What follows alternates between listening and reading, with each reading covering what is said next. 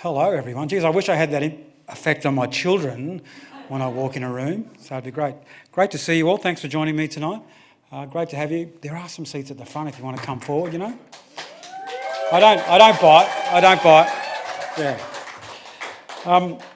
For those that don't know me, my name is John Paul Janke. I am a Wutherthy man from Shelburne Bay region in Eastern Cape York Peninsula, and from Murray Island in Zenarth Kes, the beautiful Torres Strait. I currently reside on Ngunnawal country in Canberra, but travel a fair bit with various roles that I have. I'm the co-owner of an Indigenous construction company is my main job, but I also do work for SBS and NITV, and you might see me on 7:30 on NITV or SBS doing The Point, co-hosting The Point with Narelda Jacobs. I'm also the co-chair of the National NAIDOC Committee, and also do some work with the National Museum of Australia as Deputy Chair of their Indigenous Reference Committee. So all those roles, as busy as they are, they really drive a passion in me to celebrate First Nations culture, but also get more people interested in the history of this country and the First Nations history of this country, and make it become something that we can all celebrate. And I'm going to talk about a bit of that tonight, and tell you and share some of my wonderful stories that I've learnt throughout my journey, and hopefully you can go away and tell people that we need to learn more about Aboriginal and Torres Strait Islander history. So we're going to begin. Look, firstly and importantly, let me acknowledge the traditional custodians of the country that we're on tonight, the Bunurong and Wurundjeri people of the Eastern Kulin Nation, of course, whose country we are gathered on tonight, and I acknowledge their continuing connection to this land and pay my respects to elders past and present. Now, as I said, I am Wutherthy from the Shelburne Bay region of Eastern Cape York Peninsula, and the Murray Island from Mer, the easternmost inhabited island in Zenarth Kes, the Torres Strait. In the language of my people, I say Essor, big Essor. That's a big thank you. Thank you for joining me here tonight. Now, tonight, in talking about the state of the nation of our communities, wishes and desires, I want to highlight, well, how they are diverse and varied across the nation. They are also the same, and they have been the same for many generations. And I won't delve into specific individual needs and wants of communities, as I cannot represent their views, their priorities, or be their voice. I cannot speak on their behalf or of their nation, so I will speak more broadly. I will talk tonight about my view, my point of view on the fundamental grievance of First Nations people in this country. Now, as a history buff, I want to highlight how my people's contribution and perspectives in Australian history were ignored or downplayed, how bias and inaccuracy in portraying Australia's history reinforced and justified over 2 centuries of dispossession, dispersal, discrimination, and denial of fundamental human rights. In August 2002, Aliwa woman Pat Anderson addressed the National Press Club in Canberra. Pat was then the chairperson of NACCHO, the National Aboriginal Community Controlled Health Organisation, Australia's peak national body for Aboriginal and Torres Strait Islander health. Her address was about Aboriginal health, community and capacity. During the course of her address, she passionately outlined the urgent need for an additional $250 million a year to seriously address the poor health standards of Aboriginal and Torres Strait Islander peoples.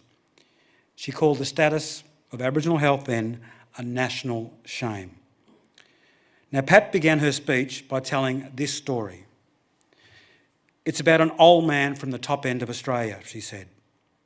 He's passed away now, but this is what happened to him. He was living quietly on an outstation near Kakadu.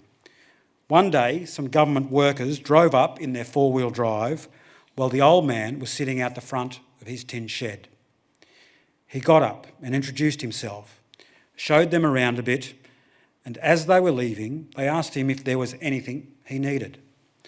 "Oh yeah," he said, "if you're coming back out this way, could you bring me a packet of tomato seeds? I'd like to try and grow a few tomatoes here for myself." Well, the government workers went back to town and told their bosses about the old man who wanted to grow tomatoes on his outstation.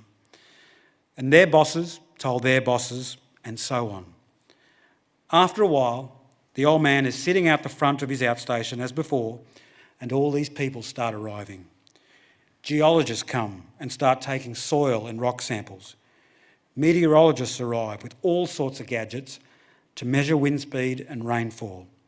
Ecologists set up a camp to study the ecosystem and do environmental impact studies.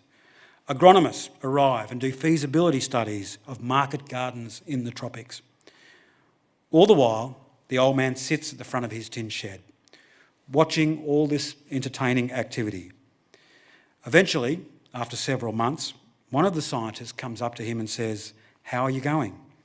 "I'm fine," the old man says, "but I'm still waiting on that packet of tomato seeds." Now, Pat used this story perfectly to illustrate how what we First Nations people say we need is so often drowned out by what mainstream systems think we need. All the old man wanted was a packet of tomato seeds. Some 70 years earlier, in 1943, Yorta Yorta man William Cooper wrote a petition rallying King George V for a representative of Indigenous peoples in the federal parliament to help address injustices of Indigenous peoples. Cooper was a mobilising force for the early fight of Indigenous rights. His measured political lobbying in the 1930s was an important precursor to the more radical rights movements that followed. Cooper was the founder of the Australian Aborigines League and, via this petition, believed an advocate for First Nations people in federal parliament was vital. He claimed that the advocate, whether a First Nation person or not, had to be able to think black. They must also be accepted by First Australians as having knowledge or understanding of Aboriginal and Torres Strait Islander needs. Between 1934 and 1937, Cooper obtained 1,814 signatures from around the country, travelling between Aboriginal missions, reserves and settlements, collecting signatures and marks for this petition demanding an action on Aboriginal affairs. The petition stated boldly that Aboriginal Australians had been robbed of their land and their legal status by the Australian government. The petition was then submitted to the Australian government. However, in March 1938, the Australian government decided not to send the petition to King George VI. King George V had died 2 years earlier. In response to the petition, the Solicitor General advised the government that the federal parliament had no constitutional authority to pass legislation giving First Australian people living in the states representation. This remained the case until the Australian Constitution was amended following the 1967 referendum. The federal government argued that no good purpose would be done by doing so. Cooper, deeply disappointed and after years of effort, was ignored. He was told that the question of the welfare of Aboriginal people was receiving sympathetic consideration by the Australian government and by state governments. In October 2014, some 80 years after the petition was drafted, Cooper's grandson, Boydie Turner, finally delivered a copy of the petition to Queen Elizabeth via the Governor-General, Sir Peter Cosgrove, that Cooper had written to her grandfather George V, which was determined that his grandfather's words reached the granddaughter of the original addressee. The Queen accepted the petition for Aboriginal rights, although no official response was ever received. Cooper's petition to the King was, of course, not the first petition for Aboriginal rights. In February 1846, Tasmanian people exiled on Flinders Island in Bass Strait sent a petition to Her Majesty Queen Victoria, complaining about the treatment at the hands of a tyrannical overseer and expressing disappointment that the colonial authorities had failed to keep their promises that they made. They had been exiled from their own country, now called Van Diemen's Land, onto Flinders Islands in the 1930s and 1940s. They had been exiled following the Black War, a period of violent conflict between the British colonists and the Walpalawa people of Tasmania from the mid-1920s to 1932. Now, over this nation's 234-year history of settlement, there have been many petitions, many statements, and many reports identifying sets of proposals for addressing the needs and aspirations of Indigenous peoples, and importantly, calling for a fundamental shift from welfare to basic rights, from dependency to autonomy, from government assistance to power.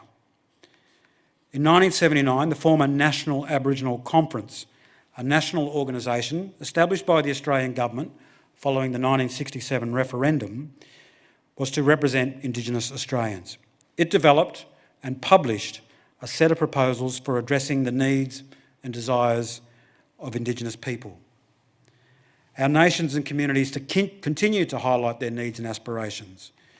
The Barunga Statement of 1988, ATSIC's 94 report, Recognition, Rights and Reform, the Redfern Statement of 2016, and of course, the most recent 2017 Uluru Statement from the Heart. Those desires and proposals for change were also there in the Torres Strait Islander Pearler Strike of 1936, of the Day of Mourning of 1938, the 1939 Cummeragunja Walk-Off, the 1946 Pilbara Workers' Strike, the Larrakia Petition to Queen Elizabeth in 1972, the Yirrkala Bark Petitions of 1963, the 1965 Freedom Rides, the Wave Hill Walk-Off in 1966, and on the front line of the Aboriginal Tent Embassy in January 1972. They had moved from seeking basic human rights to seeking institutional, structural, collaborative and cooperative reform to resolve many of the outstanding problems which impact the lives of First Nations people. Now, we must recognise that our First Nation communities still want to narrow the gap between aspiration and reality, between good intent and outcome. Their staged and measured wants and aspirations from all levels of government, of all political persuasions, have not changed over generations. While the content of these and other statements may be varied in detail, there is a common underlying theme. It's self-determination. It's the ability and resources to develop Aboriginal and Torres Strait Islander communities on the basis of Indigenous knowledge and aspirations, full equality of treatment for Aboriginal and Torres Strait Islander peoples, recognition of our status as Indigenous peoples and original owners of this land, recognition and protection of Indigenous culture, compensation for dispossession, equitable access to government programs, adequate resources to overcome disadvantage, and importantly, the recognition of Indigenous sovereignty. The priority areas have been listed for many generations, that of health, housing and infrastructure, of education, of community safety, of employment, of law and justice, of grossly over-representative rates of incarceration of our people, the high rates of still deaths in custody, the disparity in living standards, the need for proper cultural and heritage protection, language and cultural preservation, justice, land rights, and now climate change.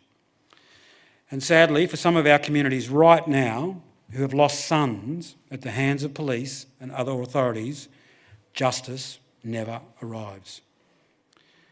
Today's call by Aboriginal and Torres Strait Islander communities are the culmination of decades of consultation, decades of discussion among Indigenous people on a range of issues and grievances. However, one fundamental grievance will not vanish: sovereignty. In the European settlement of Australia, there were no treaties, no formal settlements, no compacts. Aboriginal and Torres Strait Islander people, therefore, did not cede sovereignty to our lands. It was taken away from us. Now, many Australians would not know the 5 modes of acquisition of territory under international law: cession, occupation, prescription, accession and conquest. Over the centuries, various European powers had wheeled them across the globe in colonial expansions into Africa, Asia, the Americas, proclaiming their sovereignty over Indigenous peoples, and as a consequence, according to European concepts, they forfeited any right of possession or ownership. One of the difficult questions faced in the early years of international law was whether or not to regard Indigenous entities outside of Europe as sovereign. A number of propositions were put forward on the question between the 16th and 19th centuries. The three main ones being, 1, recognition that Indigenous entities had complete sovereignty over their territory. 2, that these entities only had a restricted or conditional sovereignty over their territory. And 3, a total rejection of such sovereignty. Now, according to the claims of the European powers, the mere discovery of lands previously unknown gave to the discovering power a title to such lands, which could not be wrestled away by any other nation through subsequent occupation or settlement. Now, of those 5 modes of acquisition, of cession, occupation, prescription, accession and conquest, which is the one used here in the context of claiming this continent? Have we even discussed it as a nation? For me, until we properly address this as a nation, it will remain a continuing source of dispute and the most fundamental grievance. As I stated in the beginning, it's only been until recently that Aboriginal and Torres Strait Islander people's contribution and perspectives in Australia's history have been accepted. Previously, they have been ignored, disregarded and downplayed.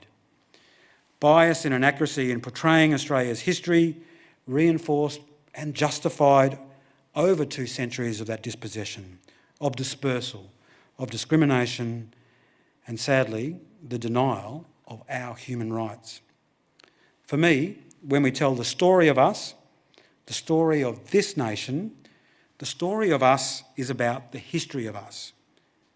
And it's a history that dates back over 65,000 years. But does our nation's story truly embrace and celebrate a people whose history and survival spans the rise and fall of every other great civilisation on the planet? Here's a quick quiz and a quick challenge. I want you to think of the oldest song you know. The oldest song that if I asked you to come up on stage and share the stage with me, you could sing it right now if you had to. Now, I want you to think older than Darryl Braithwaite, the horses, a bit old. Cole Chisels, Kaysan. Think older. For many of us, the oldest song that we probably know is this one, Happy Birthday to You, or better known as just Happy Birthday. It was written in 1893 by American sisters Paddy and Mildred J. Hill. Or it might even be this one, our national anthem, Advance Australia Fair, published in early December 1878. In fact, if you Google the oldest song, you will see that it's listed as a 3,400-year-old Northern Syrian hymn. But what about the songs of this continent, the songs of our First Nations?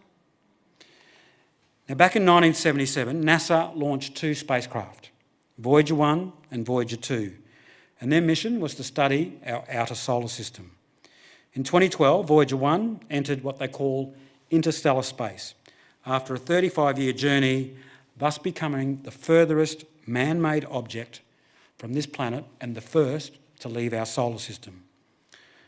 On both is a golden record containing sounds, images and music from Earth suggested by the American astronomer Carl Sagan. The 12-inch gold-plated copper disc contains sounds and images selected to portray the diversity of life and culture here on planet Earth. On that gold record is an Aboriginal song in the language of Yolngu Matha about the morning star, recorded in 1962 on Milingimbi Island in northeast Arnhem Land by an Australian anthropologist. Now, while it was recorded in 1962, it's a ceremonial song that dates back to the creation of time. We know the morning star as Venus.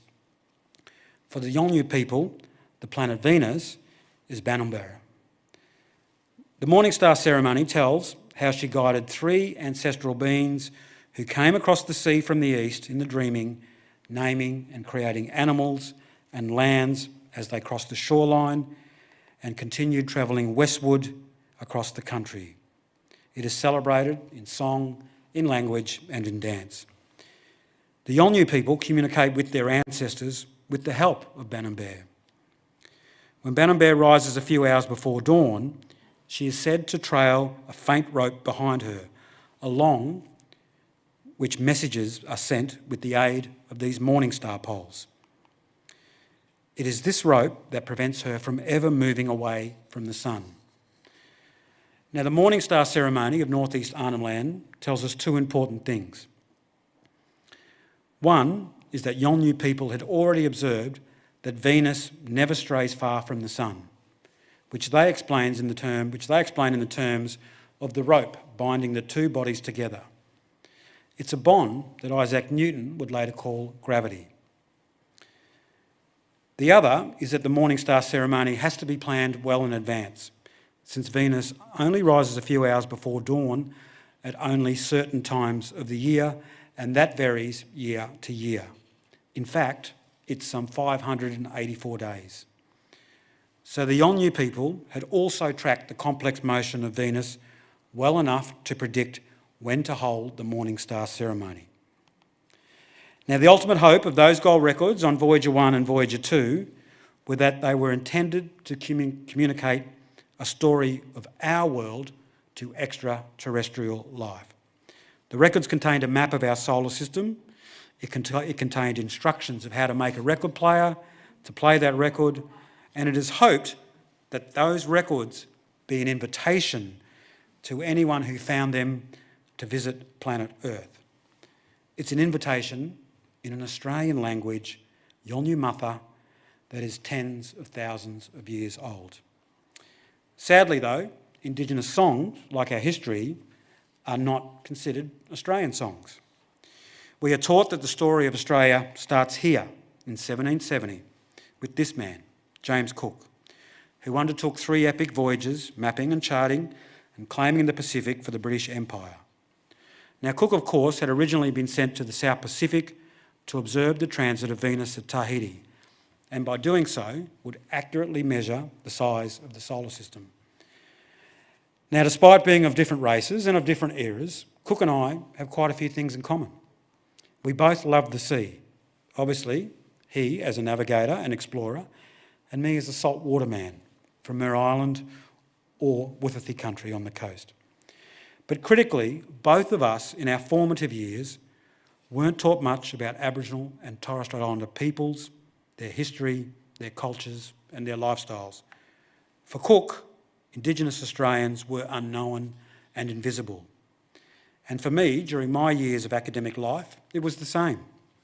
Some 35 years ago, I was the first Indigenous student to graduate from a private boys' school in Canberra. In my 8 years at that school, and in fact, my entire student life, I was taught next to nothing about the world's oldest continuous culture. I learnt more about Egyptian and Greek cultures, ancient Sumerians, Aztec, the Mayan empires, and Native Americans. And I, like you, could probably name more First Nations of North America than I could my own First Nations people here on this continent. And we can quickly rattle some of those off: the Cherokee, Apache, Navajo, Sioux, Cheyenne, Iroquois, and Lakota nations. In my generation and those before, a student's access to knowledge and understanding about Aboriginal and Torres Strait Islander history and culture, it depended on the individual school. It depended on principals and teachers' enthusiasm and energy. Now, textbook told us that Captain Cook discovered Australia. Aboriginal people were nomadic, the hunter-gatherer, the noble savage, the cannibal. There was no text talking about Aboriginal nations, of their sovereignty, of their achievements, of frontier conflict, of invasion, of theft of land, and of massacre. For me, there was no Aboriginal history as part of Australian history. I recall the only Aboriginal study that we did during my time at school was reading this book, Thomas Keneally's novel The Chant of Jimmy Blacksmith. Now, Keneally's 1972 novel is based on historical events, particularly the crimes of this man, Jimmy Governor, an Aboriginal man in New South Wales. In 1900, Governor was the key figure involved in the killing of 9 Europeans. He was hanged in Darlinghurst Jail on the 14th of January 1901, just days after the declaration and the birth of the Australian nation. And it's widely accepted that his execution was delayed so as to not spoil the birthday party, the birth of the Australian Constitution. Now, we read this as part of my school's English syllabus, not as history. And I even recall my English teacher at the time taking me aside before we commenced reading the book to say that if I found the book difficult to read, it was okay for me to change class. I would have loved to learn a lot more. I would have loved to learn the story of William Buckley, an English convict who was transported to Australia, to the new penal settlement of Sullivan's Bay, near modern-day Sorrento. On Christmas Eve in 1803, Buckley and a small group of convicts escaped from the colony and headed northeast, hoping to reach Sydney. Now, one by one, the convicts turned back due to starvation, but Buckley would be the only one who would keep going. He was given up dead by the British. But in fact, Buckley had continued his journey, alone, until he reached the area near Barwon Heads, where he was found by the Wathaurong people, who befriended him. Over this time, he was accepted into their community. He learnt their language. He learnt how to hunt and fish, their social customs, their cultural values. He would live with the Wathaurong community for 32 years. Now, Buckley's improbable survival is the source of the vernacular phrase, "You've got Buckleys or none." I'll just take about. You've got Buckleys or none. Or simply, you've got Buckleys, which means no chance, or as good as impossible. For centuries, Buckley's story didn't fit the narrative being told to this nation, that of Aboriginal people being savages, cannibals, a primitive and murderous people. But that real narrative for my people is there. It's underlying in our nation's history, not told, not mentioned. I grew up in Cairns in far north Queensland, and if you drive south from Cairns, within 20 minutes you hit a place called Gordon Vale on the Mulgrave River. The Mulgrave River incorporates the East Mulgrave River and the West Mulgrave River, which flows from the beautiful Ballinscur mountain range. It's absolutely stunning country. I'm a bit biased, I'm from far north Queensland. It's stunning country that have been the lands of the Mallinburra people of the Yidinji Nation and the 8 clans that make up the Yidinji Nation. The Mallinburra people were known as the Flat Rock Stony River people. Mullan meaning flat rock, and Burra meaning people belonging or people of the Mulgrave River. Nearby are creeks today that still bear the name of the early explorers' ventures onto that country, called Skeleton Creek, Blackfella Creek, Skull Pocket. Now, growing up in Cairns, we weren't taught the reasons of these names, or of the massacres and dispersals of the Yidinji people in the 1880s across the entire Mulgrave River Valley. Now, while many of you may never have heard of those places, Skeleton Creek, Blackfella Creek, Skull Pocket, you may have heard of a place that has a link to these places here in Melbourne, Flemington Racecourse. Here is a famous painting of Derby Day at Flemington in 1886 by the Austrian-born painter Karl Keller. Now, Keller is best remembered for 3 major works depicting Melbourne's Flemington Racecourse. The Derby Day at Flemington is an important 19th century group portrait featuring some 70 prominent and key individuals of the day, including the Governor of Victoria, the Duke of Manchester, the artist, Trident, the winner of the 1886 Victorian Racing Club Derby. Now, reprints are housed in Canberra at the National Portrait Gallery and the original hangs here in Melbourne at the Victorian Racing Club in Flemington. Now, while it depicts the who's who of early Melbourne, for me, the most significant part of this painting is a little figure in the middle who is simply referred to as Mrs. Blair's Aborigine. Who was he? How did he end up in a 19th century group portrait of the who's who of Melbourne?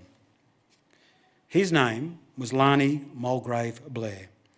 He was born around 1882 in the Mulgrave River region of far north Queensland, about 20 minutes from Cairns, at the foot of those beautiful Ballon and Kerr ranges. He is probably Mallinburra Yidinji. In the early 1880s, alluvial gold had been found in the region, and the Mulgrave River goldfield was proclaimed, and steamships made regular trips up the coast and into the Mulgrave River to drop off supplies and men seeking their fortune. As the settlement spread out, the clans and the family groups of the Yidinji and the Yirraganji people were wiped out, following a series of massacres, or what they called dispersals, from 1880 onwards. Larney was one of the only survivors of one of those dispersals. Now, Larney was taken at age 2 into Cairns, and then via a steamship on to Melbourne, where he was given to this man, one of the most prominent medical men in Melbourne around that era. His name is Dr. John Blair, presumably to work as a domestic servant. Now, Dr. Blair was originally from Scotland, and he was an influential figure in the foundation of the Alfred Hospital. As was the custom among people who lived a good lifestyle and could afford the luxury, Dr. Blair and his wife Mary had a staff of Indian servants. One of them, the butler, remained a good and faithful servant until he died at Sorrento, where he still lies today. His name was Larney. Reports at the time note that when Mary Blair, who couldn't have any children, saw the little black boy, a maternal instinct was aroused, and she was a mother to him and he a loving son. He was educated at All Saints Grammar School here in St Kilda. He spent holidays and weekends at the Blair's house in Sorrento, where he was normally dressed in a sailor suit. Now, Dr. Blair died at the age of 53 in 1887. Larney would go on to play football, compete in bicycle races, and he even became a splendid cricketer. And after finishing school, he was training to become an architect. In 1900, after he served 2 years as a pupil, one Saturday afternoon he ventured into Albert Park Lake, reportedly to save a drowning woman. And as a result, he caught a chill and would later succumb to pneumonia. Larney was just 17. Now, Mrs. Blair went on to live until 1921, sadly her final years in the Kew Hospital for the Insane. Dr. Blair and Mrs. Blair and their adopted son are buried just 9 minutes' walk from this centre in the Presbyterian section of the Melbourne General Hospital. Now, for me, the story of Larney Mulgrave Blair highlights what Bruce Pascoe has previously written about is our fairy-taled history. We weren't taught that Aboriginal people were captured, stolen, traded as human cargo for domestic service. For years growing up in Cairns, we drove over those rivers, Skelton Creek, Blackfella Creek, Skull Pocket, and never questioned why. It's only until recently that we're seeing Aboriginal and Torres Strait Islander knowledge systems and history as part of this continent's knowledge system and history. How many of you here watched the super blood moon and total lunar eclipse last year? It was such an impressive sight. Now, how many of us here can name what the moon is called in one of over the 300 plus Aboriginal and Torres Strait Islander languages of our continent? Can most Australians retell the dreaming stories associated with the moon? We can, but not of those from this continent. Growing up, we all learnt or were told about the man or the boy in the moon, which is a long-standing European tradition or dreaming story, or of the folklore originating out of China about a rabbit or a bunny in the moon. Again, a dreaming story. But where are this continent's traditions and folklores? In many Aboriginal and Torres Strait Islander traditions, the moon, like any other astronomical observation, are embedded within culture and law dating back tens of thousands of years.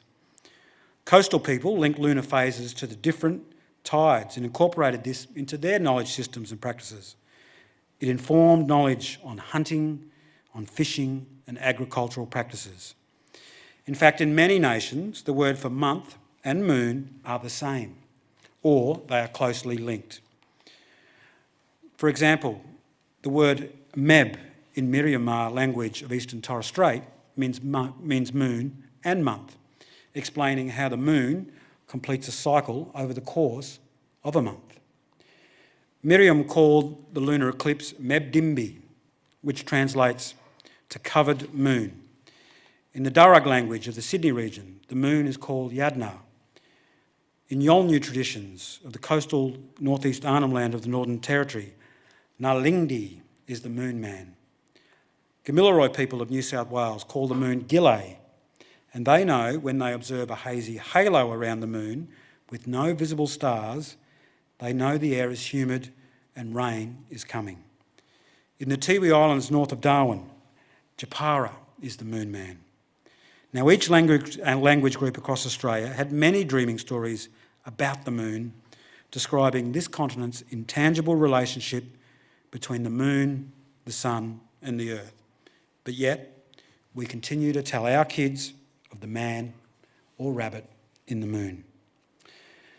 But despite songs dating back thousands of years, knowledge systems that predate the last ice age, we are still taught that the history of this continent starts in 1770.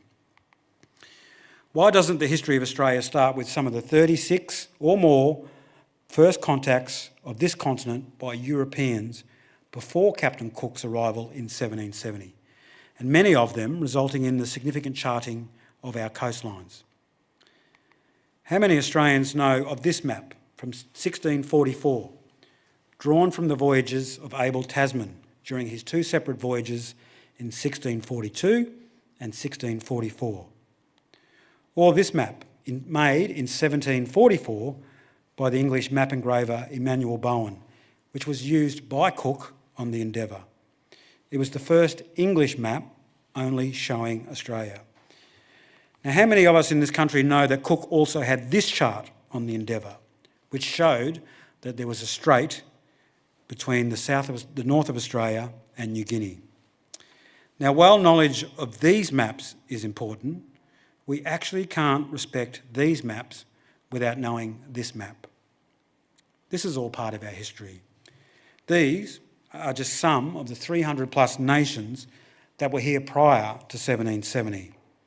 It acknowledges this country's history dating back to the dawn of time. Now, 2 years ago in 2020, as we honoured Cook for sailing up the east coast, we should have also celebrated the Aboriginal nations that he sailed past. Those nations had been there for tens of thousands of years. The Yuin, the Tharawal, Eora, Karingai, Awabikal, Biripi, Dungari, Bunjalung, Yugara, Waka Waka, Durrumbul, Kukiyalanji, Gugayitama, Karareg, and of course my mob, Wuthathi. Now, these are just some of the coastal mobs up the east coast of Australia that were here prior to 1770.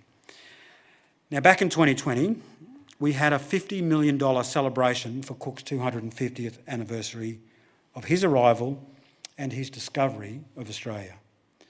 But I can't help lament back to 2013 when we, as a nation, did nothing to mark the bicentenary of the death of Wongal man Bennelong. Now, Bennelong, who died in January 1813, was the most significant Indigenous man in early Sydney and also, in retrospect, the most misrepresented and underestimated. He was captured in November 1789 on the orders of this man, Arthur Phillip, the first governor of the convict colony of New South Wales. Now, Bennelong soon became a valued informant and go-between. He formed an unlikely friendship with Phillip, who, in 1796, took Bennelong and another young Aboriginal man to England. Now, during his stay, Bennelong lived at a number of addresses. He toured key sites like St Paul's Cathedral, the Tower of London. He visited museums. He attended theatre performances, enjoyed urban spas, and he even took in a session of the Houses of Parliament. In 1793, at a fine home in London's Mayfair, invited guests heard Bennelong and the other Aboriginal man, Yemawera, sing a song about love, accompanying themselves with clapsticks. A Welsh harpist, Edward Jones, noted down the words and score and later published them in London in 1811. It is the oldest known published Australian music. Now, Bennelong, of course, was an amazing person. He learned to speak English, he adapted to British customs, he acted as a go-between, a diplomat, and within just 4 years of the First Fleet arriving, had sailed back across the globe to England. The other Aboriginal guy, Yemawera, died in England and in fact is still buried over there. But how is Bennelong remembered in our history? A flawed character, a drunk who scorned both European and Aboriginal society. Our textbooks teach us that he became the stereotype of the defeated native, a victim scarred by dispossession, of cultural loss, who could not adapt or accept European civilisation. Now, I'm a big Bennelong fan. There are no statues of Bennelong in this country. I'm also an avid fan of this man, Bungari, an Aboriginal leader from Broken Bay, north of Sydney, who adapted the role of mediator between the British and Aboriginal people of the region. Now, history paints him as a flamboyant joker, a mimic, a beggar and a drunkard. But in reality, the adventurous young Bungari played a key role in Australia's early coastal exploration. In 1799, he sailed with Matthew Flinders, an English navigator and cartographer, to Norfolk Island, Bribie Island and Hervey Bay. From 1802 to 1803, Bungari sailed with Flinders on the Investigator to circumnavigate Australia and fill in the blanks of the map that were left by Cook. And in fact, when Flinders went back to England, Bungari would do another half circumnavigation. Now, Bungari was a vital part of Flinders' journey. He acted as guide, interpreter and go-between to the many Aboriginal nations that they encountered. As Flinders was British, is not Bungari the first Australian to circumnavigate Australia? Now, Bungari died in Garden Island in 1830 after a long illness, and he was buried at Rose Bay, on the foreshore of Rose Bay Park. It is believed that his remains were later dug up and the skull donated to the Australian Museum. Now, sadly, Bungari is part of the mystery of our history. In fact, he is invisible to our history. Despite playing a key role in Australia's early coastal exploration, there are more statues in this country of Flinders' cat Trim than there are of Bungari. For me, we have been robbed of this nation's true history. But in the last decade, there have been significant turnarounds in the teaching and opportunities for all students to deepen their knowledge of Australia by engaging with the world's oldest living culture. We all know that today, from kindergarten to university, students are learning more about Aboriginal and Torres Strait Islander history than ever before. Our textbooks have made considerable progress towards presenting a more inclusive and balanced narrative. The published works of our First Nation writers and academics and leaders over the last few decades have kicked down the door of the great Australian silence, a phrase coined by anthropologist Bill Stanner in the 1968 Boyer Lecture. Now, Stanner argued that Australia's sense of its past, its very collective memory, had been built on a state of forgetting, which couldn't, he said, be explained just by absent-mindedness. The impact of our First Nations writers, many of who are here this week, reaches far beyond their printed page. Now, that school that I attended some 35 years ago today has amazing engagement with Aboriginal people and communities. As the co-chair of the National NAIDOC Committee, I am warmed by the growing celebrations each year of NAIDOC, and indeed the hunger by so many to learn more about Aboriginal culture, our rich history and our diverse lifestyle. What do we lose as a nation when something like this appears on our national TV? The traditional names of our cities and towns. We gain so much more. Now, students today learn the names of these places. They learn the names of those Aboriginal nations. They learn of their sovereignty. They learn of their achievements. They learn of frontier conflict. They learn of invasion, of theft of land, of massacres, and of the fiction of terra nullius. They are beginning to learn our real history. The narrative is slowly changing from Aboriginal people being just hunter-gatherers and nomads to being our first farmers, bakers, navigators, philosophers, astronomers, engineers, artists and explorers. Our First Nations writers highlight a history of achievement, of 65,000 plus years of survival, of adaptation, of research and development.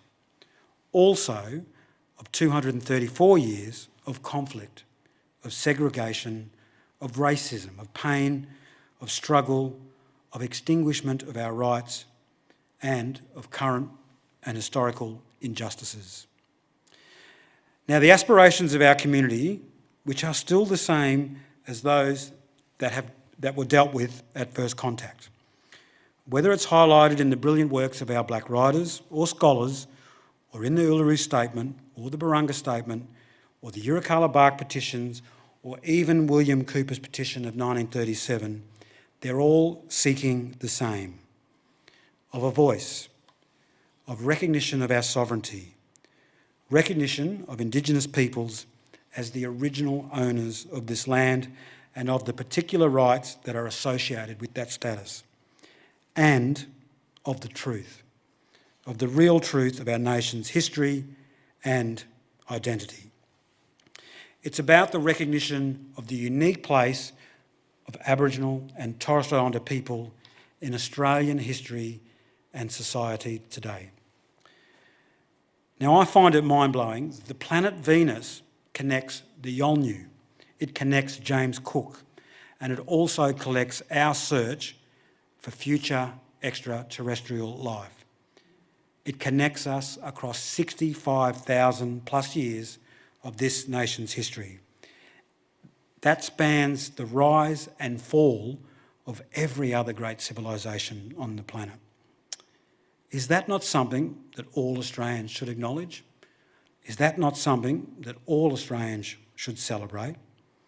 Is that not our history? Is that not our country's history? And is that not the history of us? Eso. Thank you.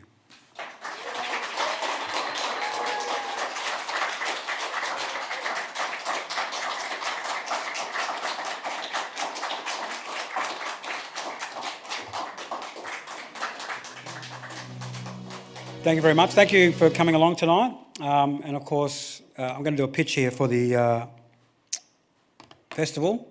Come along this weekend, engage with First Nations writers. Some of them are here in the room. Come along, hear their story, share their story, get to know them, because I think together we can really make some change in this country. And I'd like to thank the organisers for inviting me to talk here tonight. It's been a pleasure. And a shame I can't stay here and join the festival this weekend, but I will watch at certain parts. I'm happy to take any questions. There was elements of a Q&A. I'm happy to take any questions if people want any questions, or we can mix and mingle the old-fashioned way and have those questions if you don't feel as though you need to raise a question.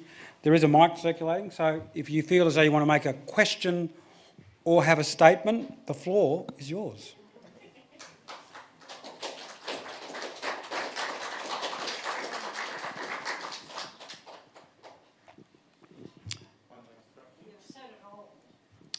Thank you. I was was 8 years old when I first encountered a book about Aboriginals, and it was called People of the Dreamtime. That was 70 odd years ago. And it's gone a long way since then. We have publishers of Aboriginal content. Not just one, but I think there's probably half a dozen. Absolutely. We have publishers, we have beautiful First Nations writers, academics and scholars who are publishing beautiful works that are challenging and contesting the narrative that we've been taught.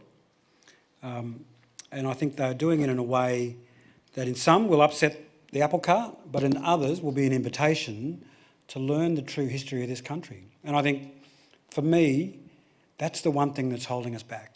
I don't think we have authors. I think we have an avalanche of authors. That's a very good point. We do. And I think, look, the more that we get our stories published and our stories read and that into the school curriculum, that will make some significant change here in this country. Thank you for your question or comment. Any others? You don't have to have a question.